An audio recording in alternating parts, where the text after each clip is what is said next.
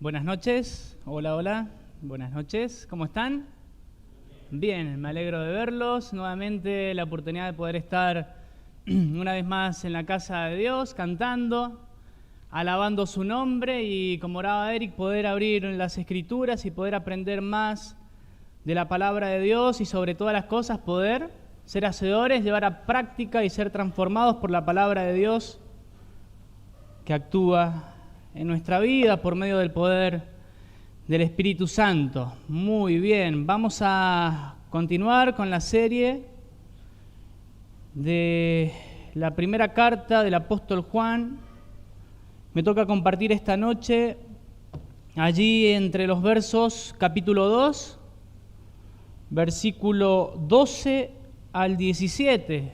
Van a notar que son varios versículos.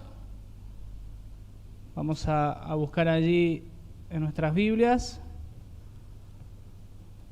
Primera de Juan, capítulo 2, verso 12 al 17. Ya antes de empezar con la lectura, podemos recordar un poquito qué es lo que está haciendo o el propósito de Juan cuando comienza a escribir Primera de Juan. A través del capítulo 1, si la mayoría de nosotros hemos leído esta carta de 5 capítulos, una carta corta pero con mucho contenido para la vida del cristiano, para la vida del creyente. Y en el primer capítulo, el apóstol Juan viene explicando, vamos a recordar un poquito, viene explicando, él viene enseñando y él habla directamente de la persona del Señor Jesucristo, versículo 1 al 4. Juan dice lo que él había visto, lo que él había oído, lo que Juan estaba contemplando, pero también dice al principio, ahí en esos versos, lo que nuestras manos habían palpado. Y lo que Juan nos muestra que él había experimentado la realidad de la persona del Señor Jesucristo. Y lo que también nos está mostrando es la gran realidad que tenemos a través de Jesús, a través del Evangelio. ¿Qué es lo que es? Poder tener verdadera comunión con Jesús y con el Padre. Poder tener el creyente verdadera comunión con Jesucristo y con el Padre Celestial. Y nos dice ahí en el verso 4 que todas estas cosas que Él escribe, hay un propósito en la vida del creyente, para que nuestro gozo sea cumplido. En la vida del cristiano, esta carta generar gozo en la vida de todo aquel que es hijo de Dios, gozo por tener salvación y poder tener comunión verdadera con Dios. Pero a partir del versículo 5 en adelante, podemos ver que Juan empieza a mostrar de aquellos que tienen comunión con Dios, de aquellos que han sido salvos. A partir del verso 5, Juan muestra, en cierta manera decir, características que tienen aquellos que han sido salvos. Características en un estilo de vida, una forma de vivir que todo cristiano debería mostrar. Y allí en el primer capítulo encontramos, hermanos ya han estado compartiendo estos pasajes, pero es bueno recordar que Juan nos muestra que el cristiano ya no está más en tinieblas, sino que él ha de caminar y ha de andar en luz, que el creyente ya, aquel que es salvo, ya anda en la verdad, pero también nos muestra que en esa nueva vida él puede tratar de una forma distinta con el pecado. Y verdaderamente vamos a caer en pecado, pero allí el creyente va en arrepentimiento y tiene la posibilidad de ir al Señor Jesús en confesión del pecado. Pero también Juan sigue hablando acerca del creyente. Y Juan nos dice y nos da a conocer de que en Jesús, aquellos que son salvos, tenemos la oportunidad de poder mirar a Dios y de poder obedecer los mandamientos de nuestro Señor. Y nos muestra también un poquito más adelante que el creyente tiene que tener comunión con los demás creyente. Y podemos ver cuando uno empieza a leer Primera de Juan capítulo 1 y comienza a avanzar por el capítulo 2, que Juan está dando versículo tras versículo, explicación tras explicación, y está dando características que todo creyente ha de tener. Y esas características, todos esos pasajes están frente a nosotros, y verdaderamente que estos pasajes al creyente nos hacen pensar, nos hacen ver nuestra vida, nuestro interior, pero también, sobre todas las cosas, al creyente lo confronta. La palabra de Dios confronta al creyente. Pero Juan hace una pausa, podemos ver. Y antes de seguir Juan hablando acerca de cómo ha de vivir el cristiano, Juan hace una pausa y dice, antes de seguir dando características, antes de mostrar cómo ha de seguir viviendo el creyente, podemos ver allí en los versos del capítulo 2, verso 12 al 14, primera parte de lo que vamos a estar viendo esta noche. ¿Qué es lo que hace Juan? Juan le recuerda al creyente, le recuerda al lector lo que somos en Cristo Jesús. Y pensaba, ¿cuál es el motivo que Juan, después de estar dando características, que traiga esto en su carta? Y lo que decía primeramente es, ¿a fin de qué? De que no perdamos de vista la obra de redención y que seamos conscientes del poder del Evangelio actuando en la vida del creyente. Pero también hay otro propósito en estos pasajes, que el creyente, el Hijo de Dios, se siga afirmando en los caminos del Señor, siga creciendo y se siga edificando en mayor confianza ante nuestro Padre Celestial en la vida cristiana que estamos transitando y que hemos comenzado a vivir. Por tanto, el primer punto que vamos a ver esta noche en estos pasajes, del verso 12 en adelante, es el siguiente. Juan, recordando nuestra posición en Cristo Jesús y el poder del Evangelio. Vamos a leer allí. Disculpen. Verso 12. ¿Qué es lo que dice Juan? Él está escribiendo y nos dice, les escribo a vosotros, hijitos, de una forma cariñosa, de una forma amorosa, nos dice, porque vuestros pecados os han sido perdonados por su nombre. Esto es lo que quiere que Juan recordemos y no olvidemos. La gran verdad para todo creyente, la realidad que tenemos del perdón de nuestros pecados. Perdón de nuestros pecados por su nombre. Aquello que nos condenaba, aquello que nos separaba de Dios, ¿qué es lo que tenemos en Cristo Jesús?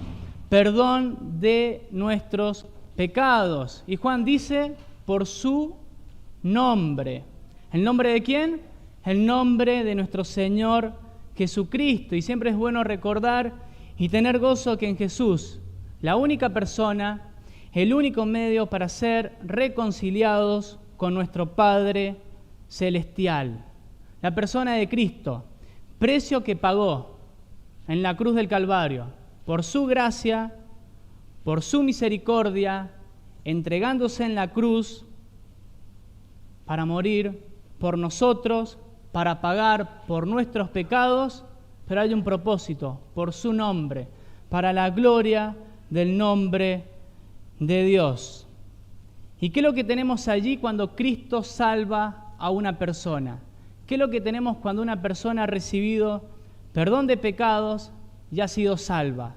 Verdaderamente tenemos que ser conscientes que tenemos una nueva persona, que aquel que es creyente tiene una nueva vida, hay una vida transformada. Y Juan sigue y dice en el versículo 13, les escribo a ustedes, les escribo a vosotros, padres, porque conocéis al que es desde el principio. Les escribo a vosotros, jóvenes, porque habéis vencido al maligno. Les escribo a vosotros, hijitos, porque habéis conocido al Padre. Y nuevamente vuelve a repetir acerca del Padre, acerca de los jóvenes, y dice lo siguiente: os he escrito a vosotros padres, porque habéis conocido al que es desde el principio. Os he escrito a vosotros jóvenes, porque sois fuertes, y la palabra de Dios permanece en vosotros. Ya habéis vencido al maligno. Creo que podemos ver Juan nuevamente recordando al creyente de diferentes edades, de diferente madurez espiritual. Le recuerda al creyente lo siguiente: que en Cristo el ser salvos, el estar en comunión con Dios, hay una gran verdad. Hemos vencido a Satanás. Y el creyente, en esa nueva vida, él tiene la fuerza no propia, no por sus méritos, sino por el poder del Espíritu Santo obrando en su vida. ¿Para qué? Para luchar contra el pecado, para separarse del pecado a través de la palabra de Dios, a través del estudio de su palabra, a través de ser hacedores de la misma. ¿Qué es lo que encontramos allí? Alguien que lucha contra el pecado, alguien que va en contra de este mundo. Nuevamente tenemos que reconocer una vida transformada. Y eso es lo que hace el Evangelio. Eso es lo que hace el Evangelio en las personas. Tenemos que ser conscientes que aquellos que han creído en Jesucristo como su Señor y Salvador, la palabra nos dice y nos muestra que toda persona en Cristo Jesús nace de nuevo. Hay conversión, hay un nuevo corazón. Y yo pensaba, cuando hay salvación y hay un nuevo corazón, ¿cuáles son los cambios que aparecen en las personas? ¿Cuáles son aquellas cosas que día a día podemos ver que cambian cuando somos del Señor? Simplemente tenemos que leer nuevamente Primera de Juan. Juan está haciendo eso. A lo largo de Juan, él está mostrando distintas características, distinta manera, una manera distinta de caminar el creyente cuando Cristo es su Señor y Salvador. Y tenemos la palabra frente a nosotros. Tenemos lo que Juan nos muestra frente a nosotros y claramente al creyente le hace pensar, nos hace ver cómo nos encontramos. Pero esto pensaba en lo que Pablo le decía allí a la iglesia de Corintio. Y nombraba este segundo punto, poniendo a prueba nuestra fe.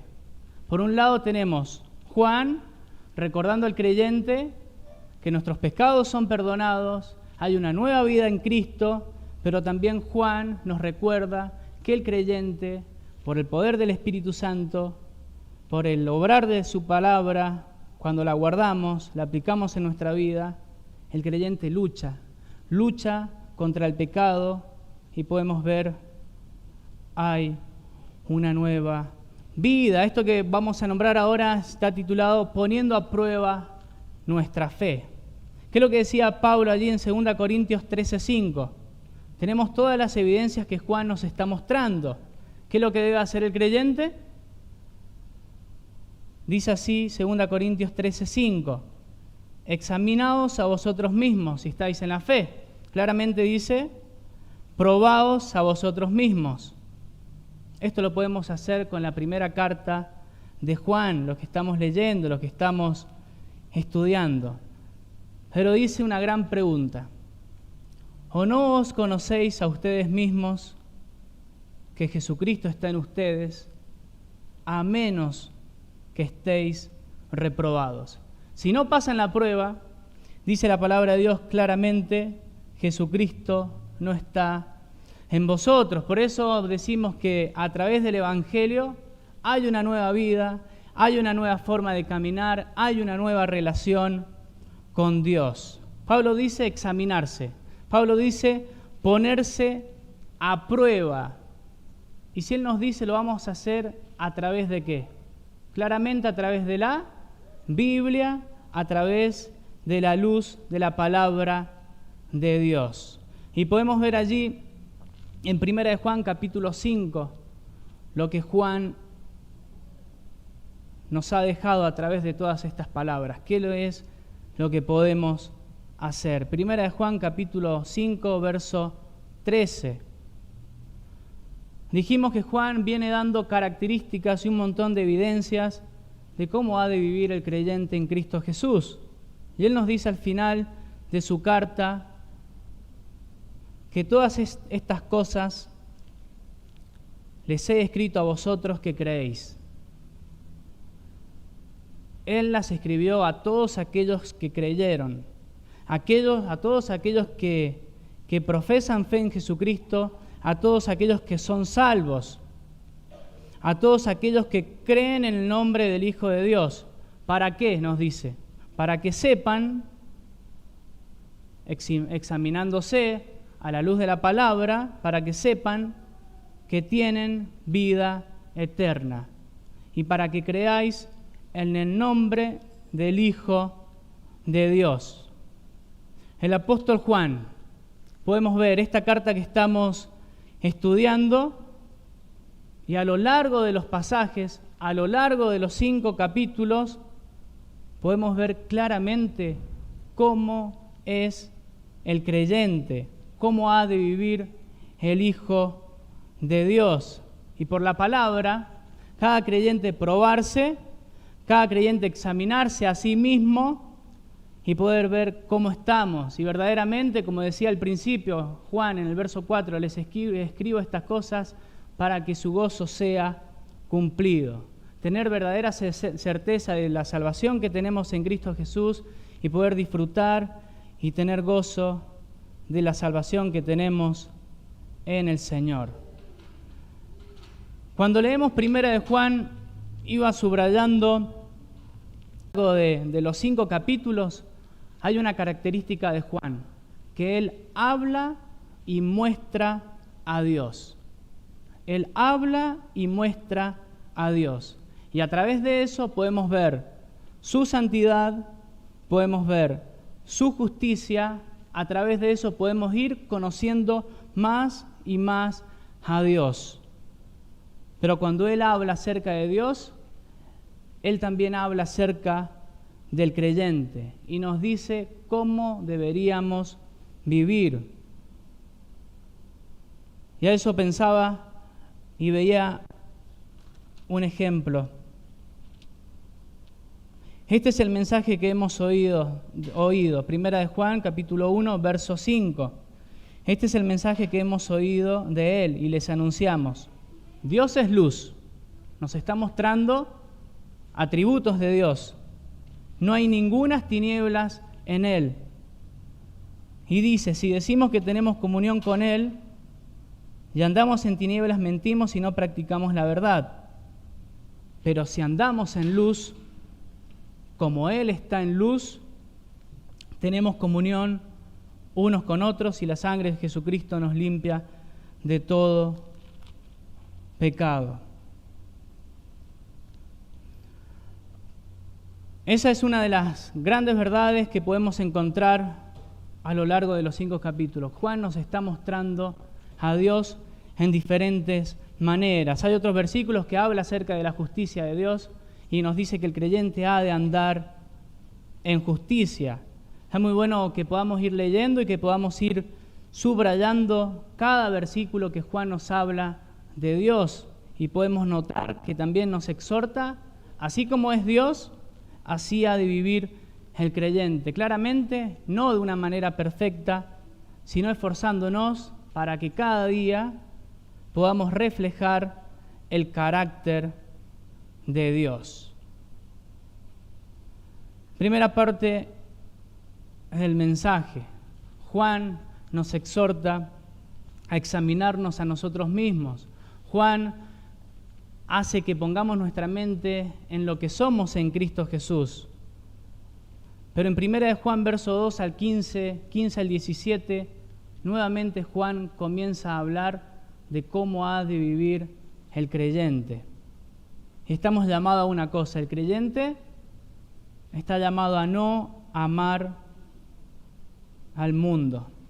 Y nos dice el versículo 15, no améis al mundo, nos dice,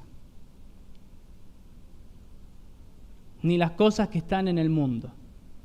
Si alguno ama al mundo, el amor del Padre no está en él. Nuevamente Juan diciendo cómo ha de vivir el creyente. Como venía diciendo versículo tras versículo, diciendo cómo tiene que vivir el cristiano, nuevamente comienza. Y la verdad que son palabras que nos exhortan, palabras que nos confrontan y son palabras que nos hacen examinarnos y nos hacen ponernos a prueba si estamos en Jesucristo. Y Él nos dice, no amen al mundo. El creyente no ha de amar al mundo. Y cuando hablamos del mundo en este texto, lo primero que tenemos que hacer es definir qué es lo que es el mundo. Dice no amar al mundo. ¿Qué es lo que es el mundo? Podemos decir muchas definiciones, pero Él me dice no amar al mundo. Vamos a decirlo de la siguiente manera. Si Dios me pide que no ame al mundo, evidentemente tiene que ser algo malo. Evidentemente tiene que ser algo que Dios no quiere para nuestra vida. Y podemos decir que el mundo es todo aquello que se opone y que contradice a Dios. ¿Bien? ¿En qué se opone y contradice a Dios? En su voluntad y en sus atributos. Por tanto, vamos a repetir el concepto. ¿Qué es lo que es el mundo? Todo aquello, toda cosa que va en contra de Dios, toda cosa que se opone a Dios, ¿en cuanto a qué? En cuanto a la voluntad de Dios y a la persona de Dios. Su santidad, su justicia, su amor en sí a lo que Dios es. Y el creyente, para entender más y más esto de qué es lo que es el mundo, hay una gran realidad. Debemos conocer más y más de Dios. ¿Qué cosa? Su persona, sus atributos, su voluntad. Y haciendo esto, ¿qué vamos a hacer? Comprender qué es lo que Dios no quiere para nuestra vida. Por tanto decimos, no améis al mundo ni las cosas que están en el mundo. Y para refrescar el concepto, ¿qué es lo que es? Todo aquello que se opone a Dios. Ahora bien, hemos dado la definición de qué es lo que es el mundo, pero tenemos que dar la definición de qué es lo que es, como creyentes, amar el mundo. ¿Cómo podemos definir qué es lo que es tener amor por las cosas del mundo? Ya esto ponía lo siguiente: amar al mundo no es más que otra cosa que entregarse al mundo, con un amor que interesa por esas cosas, con un amor que atrapa por esas cosas, que hace que nos gusten las cosas del mundo, pero sobre todas las cosas, que esas cosas del mundo ocupen lugar en nuestro corazón. ¿Y qué es lo que hace eso? La mayor de las consecuencias, desplazar a Dios. Estamos desplazando a Dios cuando tenemos amor por las cosas del mundo. Podemos ver el ejemplo de Demas. ¿Quién era Demas? 2 Timoteo 4:10. Demas es un colaborador de Pablo, alguien en quien Pablo podía confiar. Demas podemos ver que él ha estado sirviendo a Dios. Y cuando Pablo le escribe a Timoteo y le dice, Timoteo, ven pronto a verme, ¿por qué? Primeramente, porque Demas abandonó, porque Demas me ha desamparado, dice Pablo. ¿Y cuál es la consecuencia? ¿Cuál es la causa, mejor dicho, que se fue Demas? Amando este mundo. Amando este mundo y se fue. Se ha ido a Tesalónica, dice la palabra de Dios. Y pensaba, ¿qué le puede haber atraído Demas de este mundo. No sé, pero decía algo. No sabemos cuáles fueron los gustos que Demas tenía. Sí sabemos algo. El mundo estaba en su corazón, se interesó por el mundo, había amor por el mundo, pero sí sé una cosa. Desamparó a Pablo, pero sobre todas las cosas abandonó a Dios. En su corazón hay amor por el mundo, pero desplazó a Dios y fue en contra de Dios. No sabemos qué le gustaba a Demas, por qué se fue. Sí amaba este mundo. Y ahora la pregunta para el creyente, la pregunta para cada uno de nosotros es, ¿qué nos gusta del mundo? Cada uno puede reflexionar, como Pablo decía, examínense a ustedes mismos, examinémonos a nosotros mismos y pensemos, ¿qué nos gusta del mundo? Cada uno sabe, puede pensar a qué le estamos dedicando tiempo, a qué le estamos prestando oído, qué es aquello que entra por nuestros ojos, qué es aquello que ocupa el lugar en nuestro corazón. Ahora bien, cada persona podemos decir es un mundo, cada persona tiene su vida, pero si cualquier cosa que hagamos, cualquier cosa que podamos hacer, aquellas cosas que nos gustan, aquellas cosas que nos atraen y pasamos tiempo con ellas, si contradicen la voluntad de Dios, si van en contra de los atributos de Dios, en contra de la santidad de Dios, en contra de su justicia, hay una sola verdad. Estamos yendo en contra de la voluntad de Dios y sobre todas las cosas, aunque no lo reconozcamos, estamos amando esas cosas. Las cosas que podamos hacer, por eso es interesante siempre tener este concepto acerca de lo que es el mundo. Todo aquello que se opone a Dios, todo aquello que va en contra de Dios, su voluntad, en su voluntad y en sus atributos. Por eso es importante que el creyente estudie la Biblia, conozca más de Dios y seamos conscientes de qué es lo que Dios no quiere para nuestra vida. Y eso, seguir pensando a qué le estamos dedicando tiempo, qué estamos mirando, qué es lo que podemos hacer cuando estamos solos, cuando estamos en el celular, y si las cosas que vemos, en la cual muchas cosas de las cuales hay hoy en día contradicen a Dios y van en contra de Dios. Que el Señor nos ayude a que podamos poner un freno y podamos dejar todas esas cosas de lado y sobre todo no caer en amor al mundo, ni las cosas que están en este mundo.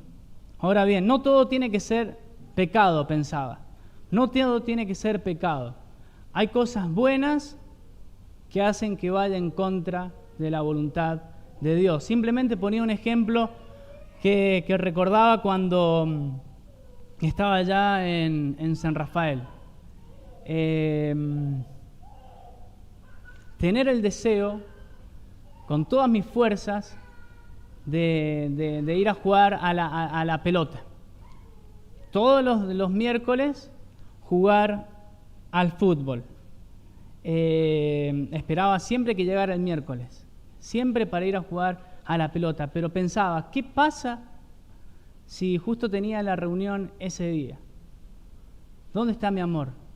¿Hacia eso o hacia el deseo de venir a congregarme, al deseo de venir a aprender de la palabra de Dios?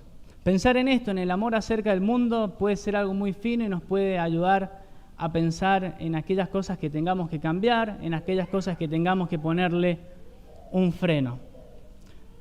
Pero sigue Juan, sigue hablando acerca del mundo. Y él dice en el versículo 16, todo lo que hay en el mundo, los deseos de la carne, ¿qué más encontramos?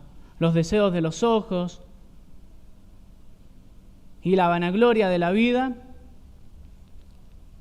no proviene del Padre, sino del mundo. Allí encontramos muchas cosas que no vamos a ponernos a describir cada una de ellas, sino decir lo siguiente: para el hombre sin Cristo, para aquel que no es salvo, lamentablemente, para aquel que aún no es creyente, no es convertido, no ha sido salvo.